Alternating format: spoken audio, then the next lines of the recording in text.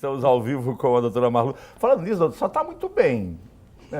Quando a gente fica um tempo sem encontrar uma pessoa, e a gente reencontra, fazendo tempo já que eu não via, tá muito bem. Obrigada, muito bem. Chico. Sempre é muito bom te encontrar, ver como é que está essa querida amiga já de tanto tempo. Doutora Marlu Cristine Dauri, ela que é pediatra e neonatologista. E ela está aqui hoje, gente, para falar sobre o Novembro Roxo. Todo mundo fala muito do Novembro Azul, que tem uma exposição até maior nas mídias com relação ao câncer de próstata, mas também temos o Novembro Roxo. Eu já lhe peço bom dia. Bom dia, Chico. Já lhe pergunto, né, exatamente o que vem a ser o Novembro Roxo, doutora? Então, o Novembro Roxo foi o mês que foi escolhido pela Fundação Europeia de Cuidados aos Bebês Prematuros para sensibilizar toda a sociedade para a causa da prematuridade, né? Então, a gente sabe que a prematuridade é a maior causa da mortalidade infantil nos primeiros 5 anos de vida. Sério? Sério. Então, a Sociedade Europeia começou em 2008, na Itália, por um pai que acabou perdendo seus trigêmeos com 29 semanas, perdeu os 3 bebês, e esse pai começou no dia 17 de novembro, então ele definiu essa data. E na Europa, né, foi a Itália o país onde começou a ideia do Novembro Roxo e foi divulgando para outros países e outras sociedades que cuidam de prematuros. Certo. Então, assim, hoje o mundo inteiro, no mês de novembro, se veste de roxo. Vários monumentos, né, na Europa, Berlim, o Portão de Brandemburgo fica roxo. Em Florença, a estátua de Moisés na Praça da Senhoria fica com uma luz de neon roxa, para que a gente mostre à sociedade a preocupação em relação à prematuridade e que as ações para diminuir a incidência de partos prematuros realmente sejam efetivas para que a gente tenha uma melhoria na taxa de maturidade. Vamos a algumas perguntas, vamos lá. Primeiro, o que é um bebê prematuro? Quando ele é considerado oficialmente um bebê prematuro? É um bebê que nasce antes de completar a 37ª semana de gestação. Então, assim, toda gestação, o termo ideal é que a criança nasça por volta de 40 semanas, 39, 40. O termo vai de 38 a 42, tá? Então, assim, o bebê que nasce com 37 semanas para baixo, ele é considerado prematuro. Dentro da própria prematuridade, você tem várias classificações. Tem o prematuro extremo, que é o bebê que nasce com menos de 29 semanas, que é um bebê que nasce com menos de 1 quilo. O prematuro moderado, que é de 29 semanas a 34. E o prematuro tardio, que é o de 34 a 37, que é um bebê que já nasce quase pronto para nascer. A gente tem que entender, né, Chico, que quanto mais prematuro esse bebê nasce, mais os seus órgãos são imaturos. O teu pulmão não está pronto, o intestino não está preparado, o teu sistema nervoso central não está preparado. Então, é um bebê que tem muitas dificuldades para encarar a vida aqui fora. Então, ele vai precisar de um suporte de uma UTI neonatal. Ele vai precisar respirar através de um aparelho, porque o pulmãozinho dele não respira. Ele não vai conseguir se alimentar. Ele não vai conseguir desenvolver a parte cognitiva, né, a parte neurológica, cerebral, como um bebê que nasce com 3,5 kg com 39 semanas. E é um bebê com risco de mortalidade muito aumentado. Nesses 5 primeiros anos, é isso? Na verdade, o prematuro já tem um risco de mortalidade logo após o nascimento, já o pós-parto. O risco de mortalidade no período da internação, porque como o seu sistema imunológico também não está preparado, ele está sujeito a muito mais infecções e é um bebê que acaba sendo muito agredido porque ele tem que respirar com o aparelho, tem que ter acesso, tem que ter vários tubinhos para alimentar, para nutrir. E quando esse bebê sobrevive e tem alta para casa, ele pode também estar, junto com a prematuridade, desenvolvendo várias sequelas que são decorrentes da própria prematuridade, doenças que essa criança acaba tendo por conta de ser muito prematuro. E isso acaba aumentando a sua taxa de complicações e de mortalidade nos primeiros 5 anos de vida. Os meus gêmeos são prematuros, eles nasceram com 8 meses, né? Foi uma preocupação muito grande na época. Nós tínhamos uma preocupação muito grande, graças a Deus deu tudo certo. Eu nunca esqueço do avô da Andréia, que era bisavô deles, ele olhava para aquelas duas criaturas desse tamanho, que são pequenininhos, né? E ele olhava assim, eles não vão se criar, não vão. Graças a Deus deu tudo certo, foi fantástico, maravilhoso. E só nos trouxeram alegria, são perfeitos, fantásticos e maravilhosos, já estão com seus 25 anos. A questão do prematuro, qual é o principal risco? São esse pós-parto, o pós-parto é o principal risco do prematuro, por essa falta de informação que ele tem, não está totalmente formado ainda, né? Quais são as principais causas para que ele nasça de forma prematura? Existem causas que já são constatadas via pesquisa, deve ter, com certeza. Quais são as principais causas? A mamãe está grávida, está assistindo a gente agora, o assunto é interessante. O que ela tem que cuidar? Quais são as principais causas? Então, toda causa da prematuridade é uma causa materna que vai definir que essa gravidez tenha que ser interrompida antes do termo. E a grande maioria é por problemas patológicos da mãe. Então, a mãe desenvolve uma hipertensão, uma pré-eclâmpsia, esse bebê começa a entrar em sofrimento dentro do útero, então esse bebê tem que nascer. Certo. Por quê? Porque aquela mãe já não está conseguindo nutrir aquele feto de oxigênio e dos nutrientes necessários para que ele cresça e se desenvolva. A mãe faz alguma infecção, e por essa infecção, ela acaba desencadeando um trabalho de parto prematuro. Então, é muito comum a mãe com infecção urinária, a mãe com algumas infecções de repetição, esse bebê acaba nascendo antes do momento, ela entra em trabalho de parto, de repente, rompe uma bolsa e esse bebê vai acabar nascendo antes do momento ideal. Uma mãe que tem uma diabetes gestacional, que assim, o filho de uma diabética é um bebê de risco maior, infecções congênitas. Então, assim, são causas maternas. Por isso que é muito importante a mãe fazer um pré-natal e ter um acompanhamento bem correto, bem rigoroso de um bom obstetra. Por quê? O obstetra vai detectar durante o pré-natal qualquer sinal de alerta que aquele bebê tem o risco de nascer antes do momento correto. E já vai fazer toda a conduta e todo o preparo daquele bebê e daquela mãe para que a gente minimize o risco da prematuridade. A gente fala num pré-natal, a gente fala que acompanha, e a gente tem a impressão de que não, peraí, nós estamos em 2017, né? Informação, Google, tem todas as mídias disponíveis, todo mundo com acesso, é impressionante, né? Toda mulher grávida já está fazendo do céu pré-natal, pelo amor, isso é normal, não é assim? Infelizmente não é, né, Chico? Não é? A gente às vezes recebe algumas gestantes que chegam em trabalho de parto que fizeram 1 ou 2 consultas de pré-natal, algumas que não fizeram nenhuma, sabe? Só que é importante a gente frisar que mesmo a mãe que faz o pré-natal todo correto não está livre de ter uma intercorrência e ter um parto prematuro. Só que você tem um acompanhamento, você pode ter uma reação muito mais rápida para que isso... Você tem que ter um segmento. Se o obstetra observa que aquela gestação ali está tendendo a um risco de... Ela entra em trabalho de parto prematuro, ela tem algum risco, ele já vai fazer as condutas ideais naquele momento para minimizar o impacto no neném. Certo. Então, ele tem condutas, ele pode fazer uma injeção nessa gestante de corticoide para acelerar a maturação pulmonar do bebê, ele pode cuidar da infecção se essa gestante tiver, pode controlar a sua pressão.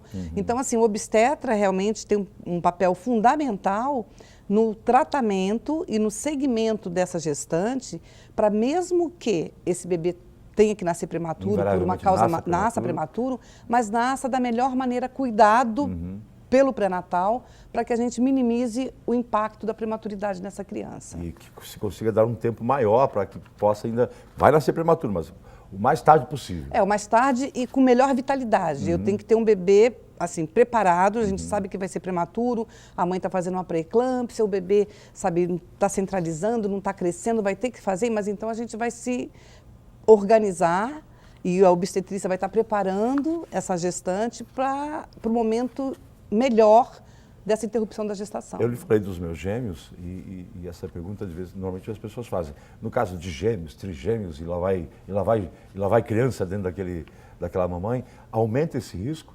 Aumenta o risco. Toda gestação gemelar é um risco maior, né? Até porque tem 2 bebês dividindo o mesmo espaço uterino.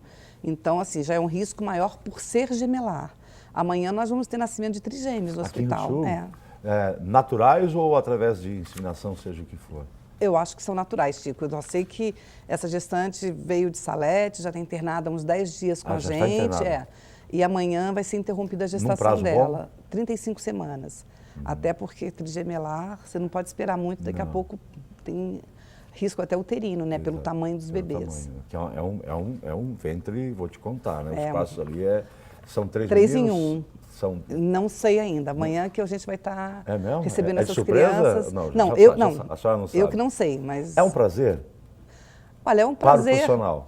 Para a gente é sempre um prazer receber o bebê, né? O nascimento de uma nova vida, sabe? Você está ali do lado daquela criança, você está participando dessa transição do meio intrauterino para o exuterino, sabe? Você está renascendo em cada assistência de sala de parto que você faz.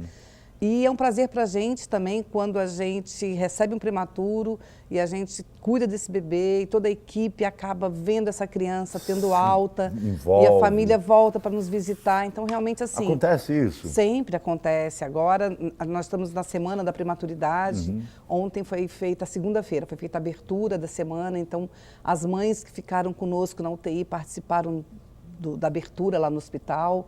Algumas fazem os depoimentos. E, assim, é muito prazeroso porque você tem a sensação de que, assim, dever cumprido, né? A gente tem que fazer da melhor forma a nossa parte quanto equipe. E as mães criam um vínculo afetivo muito grande com a equipe, porque algumas ficam meses, né? 2, 3 meses com a gente.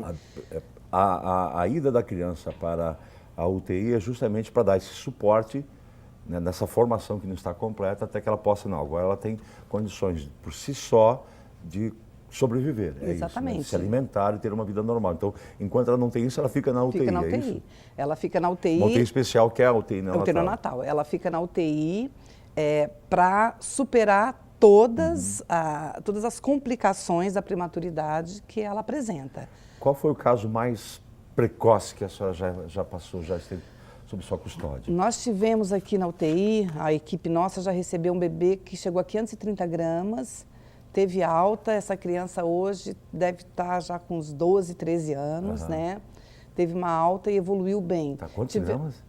Chegou a 530. Ela chegou com 530? Não, ela nasceu com 660, porque eles nascem e eles perdem peso. Perdem peso, né? Chegou, assim, o peso menor nosso foi esse bebê de 530 gramas. É meio quilo. Meio quilo. Um bebezinho. A gente pega um bebê que nasce de um parto normal, no tempo certo, você já fica todo cheio de dedos para pegar aquela criaturazinha. Você imaginar pegar um bebezinho de meio quilo, é uma coisa, né? Eu creio que o sentimento do profissional lá da UTI, exatamente esse aqui que eu estou fazendo, esse de pegar, a gente acolhe aquela criaturazinha. Vocês se tornam meio mães, né? Porque vocês continuam a gestação com ela, né? Eu acho que assim, a equipe inteira abraça a causa e é um cuidado, e os bebês são chamados pelo nome, e toda a equipe tem um carinho muito grande pelos bebês que estão lá, e esses que ficam durante um período maior, você faz um vínculo também com a família. São laços que não serão cortados nunca. A gente tem algumas imagens aí, não sei se são imagens de arquivo, As imagens são nossas aqui da UTI. Olha o tamanho Olha o tamanho do pezinho. Olha ali, gente. Ai, cara, dá até um negócio na gente, né? Olha ali. Esse é sonda? Isso é um tubo, né? Ele respira por esse tubo. É para respiração. Esse tubo é colocado na boquinha, né? Dentro da traqueia e fica na divisão dos 2 pulmãozinhos, né? Mandando oxigênio para o pulmãozinho desse bebê. Ele não consegue por si só fazer esse processo. Ele não consegue fazer esse processo da respiração. Não está desenvolvido esse pulmão. Exato. O pulmão dele é imaturo ainda. Né? Então, ele respira com esse respirador que faz as respirações por ele. Caramba. Até que ele vai crescendo e vai fortalecendo esse pulmãozinho e vai conseguindo respirar sozinho. Essa criança, passado esse período de 5 anos, ela tem depois um desenvolvimento normal? Tem alguma coisa que possa fazê-la diferente? Enfim. Chico, existe sempre o risco das sequelas no prematuro. Quanto mais extremo é a prematuridade, quanto menor nasce o bebê pela idade gestacional, não pelo peso, o risco é maior. Porque como o sistema nervoso dele, o cérebro dele não está todo pronto, então essa criança tem um risco muito maior de fazer hemorragia dentro do crânio, de fazer hidrocefalia, de fazer convulsão. Por quê? Porque o sistema está todo imaturo. Além disso, esse bebê é muito agredido, porque para sobreviver, a gente precisa estar submetendo ele a vários processos de protocolos, onde ele vai sentir dor, ele vai sentir desconforto. Então, assim, tem risco de esses bebês evoluírem com nível de deficiência cognitiva, com nível de deficiência visual, que é a retinopatia da prematuridade. A retina também não está pronta, então eles podem evoluir podem ficar cegos ou ter uma deficiência visual muito intensa, com risco de uma doença chamada broncodisplasia pulmonar, que é um bebê que fica como se tivesse uma bronquite eterna. Por quê? Porque como o pulmão é muito imaturo também, a gente tem que oxigenar durante muito tempo pelo respirador. Quanto mais tempo ele fica exposto a isso, o risco dele aumenta. Só que, felizmente, a grande maioria dos nossos bebês, que a gente faz o segmento, que eles têm alta, que a gente acompanha, eles saem com sequelas muito pequenas. E sequelas que são compatíveis com uma vida normal. Tem vários prematuros nossos que já estão, sabe, hiperalfabetizados, vida social normal, que já são adolescentes e sem sequelas algumas. Outros, infelizmente, acabam evoluindo com uma dessas sequelas, porque é imprevisível a resposta de cada bebê. Então, assim, cada bebê responde de uma maneira. Uns evoluem super bem, outros bebês acabam fazendo mais infecção, fazendo mais convulsão. Então, é muito pessoal a resposta do bebezinho ao tratamento realizado. Agora, tem uma coisa que é interessante. Os meus já estão com 25 anos, nasceram em Florianópolis, nasceram prematuros, graças a Deus. Estão lindos, poderosos, maravilhosos. O Calil já é pai, já a vida seguiu. Muito bom isso. E não tem cara de prematuro, não né? Não tem cara, porque o Calil é fortinho, né? Fortinho, que não é negão, viu, Citó? Mas, enfim, ele deve estar em casa. Muitas vezes nós temos um serviço, muitas vezes nós temos à disposição uma coisa que é muito importante e a gente nem se dá conta ou não consegue analisar toda o serviço, tudo aquilo que a gente recebe e ganha. Qual é a importância, doutora, de uma UTI neonatal? Né? Nós temos uma UTI neonatal, o Sul tem. Está ali no hospital regional. E se não tivesse? Se essa UTI não existisse, a incidência de mortalidade infantil na região do Alto Vale seria absurda, porque a UTI ela é fundamental na sobrevivência dessas crianças. Sem uma UTI você não consegue, sob hipótese alguma, dar suporte. E esses bebês morreriam, né? Mesmo tendo uma UTI, a taxa de mortalidade de uma UTI neonatal, ela existe. Por quê? Porque, como eu te disse, cada criança tem uma resposta.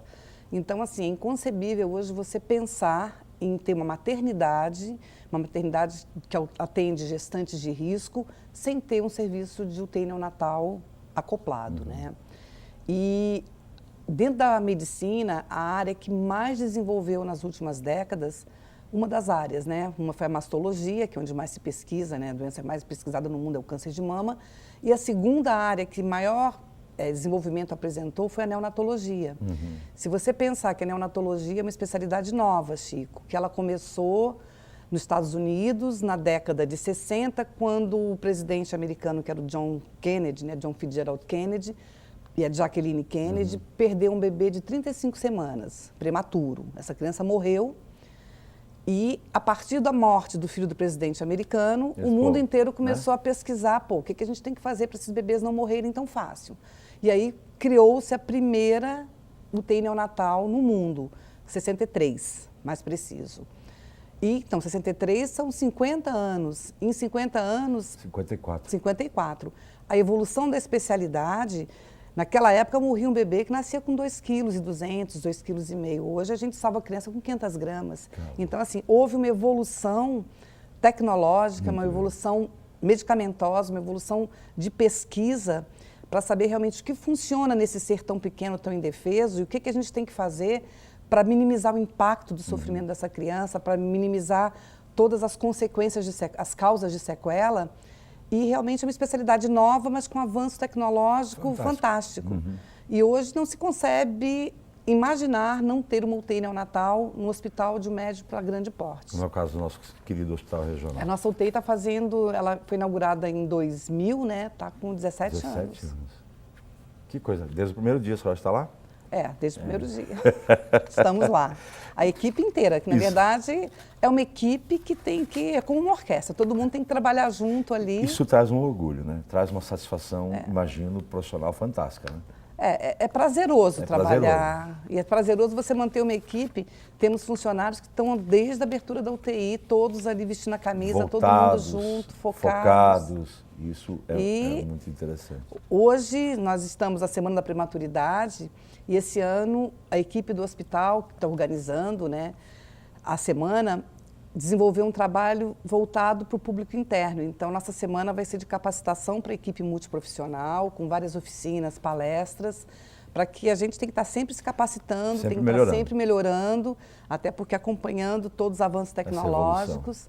E no sábado nós vamos estar na praça, divulgando a causa da prematuridade, que o objetivo do Novembro Roxo é sensibilizar, é divulgar, fazer o mundo entender que existe prematuro, que esses bebês, existe um risco de vida para eles, que a gente tem que ter algumas ações para diminuir o nascimento dos prematuros.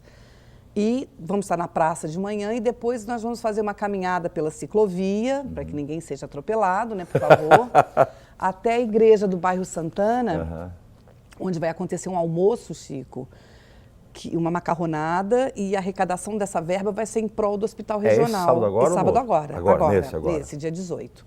Então a gente vai estar na praça, depois a gente vai almoçar lá na igreja.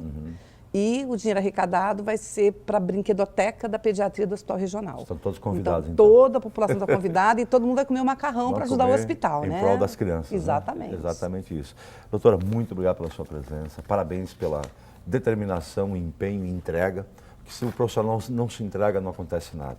Não basta ser apenas capacitado, ele tem que se entregar. A senhora sabe disso. Tem muita gente que é capacitada, que tem instrução, mas não se entrega. Aí não acontece.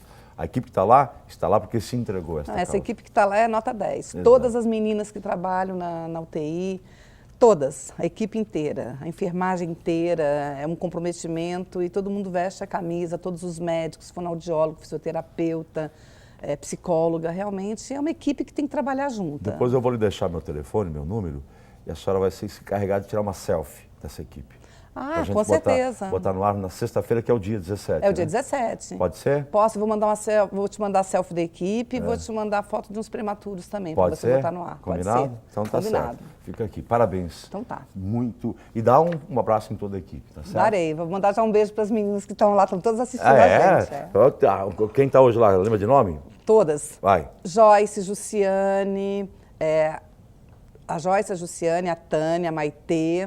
Está a doutora Aline agora no meu lugar. Isso. O fisioterapeuta que passou hoje foi o Cris. A equipe está toda... Lá, ligadaça. Ligadaça. Um olho não tem outra na televisão. Exatamente. Tá bom. Obrigado, doutora. Então Sempre tá, um prazer um abraço recebê-la pra aqui. você. Bom feriado e até amanhã. Tchau.